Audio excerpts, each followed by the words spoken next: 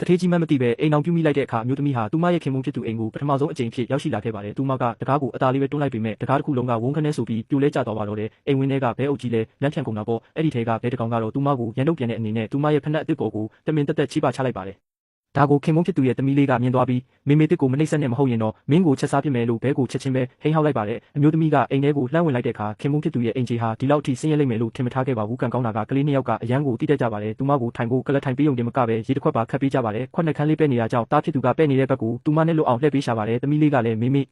ဖက်နှက်မှာပေးနေတာကိုမြင်တော့ချက်ချင်းပဲတစ်ဖက်နဲ့လာတုပ်ပေးပါတယ်။အမျိုးသမီးကနေပါစေလို့ညင်းဖို့လုပ်တော့မှပဲထိုင်နေတဲ့ခုံပူလေးကကျိုးသွားပြီးသူမမြေကြီးပေါ်ကိုဖင်ထိုင်ရက်ကျသွားပါတော့တယ်။ဒါကိုမြင်တော့တားဖြစ်သူကမေမေကိုထိခိုက်အောင်လုပ်မိပြီဆိုပြီးအားနာလွန်းလို့ငိုပါလေရောကလေးနှစ်ယောက်လုံးကမေမေတစ်ကိုမျက်နှာချိုသွေးချင်ကြတာပါ။ဒါပေမဲ့ကံမကောင်းစွာနဲ့ပဲသူမကိုထိခိုက်စေမိတယ်လို့ဖြစ်သွားတာပေါ့။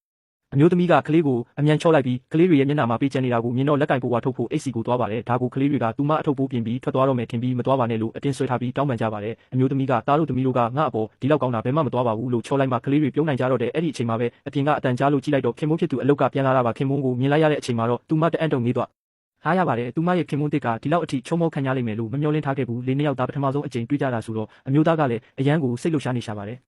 သူကရေခတ်ပေးဖို့လုပ်နေတော့တားဖြစ်သူကမေမေအတွက်ပြင်ထားတဲ့ပန်းတွေရောလို့မေးလိုက်ပါတယ်အဲ့ဒီတော့မှသူကလွယ်အိတ်ထဲကနေပန်းစည်းကိုထုတ်ပေးပြီးဒီနားမှာပန်းဆိုင်မရှိလို့ဒီလိုပန်းမျိုးပဲရခဲ့တယ်စိတ်မရှိပါနဲ့လို့ပြောပါတယ်အမျိုးသမီးကအိတ်ကိုလှမ်းယူလိုက်တဲ့အခါအရန်လေးနေတာကိုသတိထားမိသွားပါတယ်အထဲကိုကြည့်လိုက်တော့မှသူမအော်လွန်းလို့မြင့်တက်သွားရပါတယ်အဲ့ဒါကရွှေစစ်တွေနဲ့လှုပ်ထားတဲ့ပန်းစည်းကြီးဖြစ်နေလို့ပါသူမမျက်နှာပြတ်သွားတာကိုမြင်တော့အမျိုးသားကသူမမကြိုက်ဘူးထင်နေရှာတယ်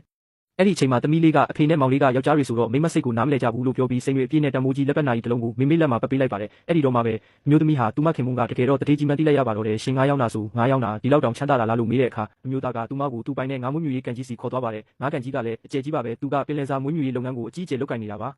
ကလေးတွေကလည်းသူတို့မိသားစုမှာနိုင်ငံခြားကုန်သွယ်မှုဟိုတယ်လုပ်ငန်းနဲ့ခီးသွွားလုပ်ငန်းတွေပါရှိသေးတယ်လို့ကြွားလိုက်ပါသေးတယ်မျိုးသမီးကသူမဟာရွာမှာအချမ်းသာဆုံးတထေးကြီးနဲ့လက်ထပ်လိုက်မိတာကိုအခုမှသဘောပေါက်သွားပါတော့တယ်အဲ့ဒီနောက်မှာတော့ခင်မုန်းဖြစ်သူကဒေါ်လာတန်းကြီးရှိတဲ့ဘန်စာအုပ်ကိုသူမလက်ထဲအပ်လိုက်ပြီးဒီနေ့ကစပြီးအိမ်ကငွေကြေးအလုံးကိုမင်းပဲစီမံခန့်ခွဲပါလို့ပြောပါတယ်မျိုးသမီးကတော့ဒီဟောင်းနှွမ်းနေတဲ့အိမ်ဦးကြီးကို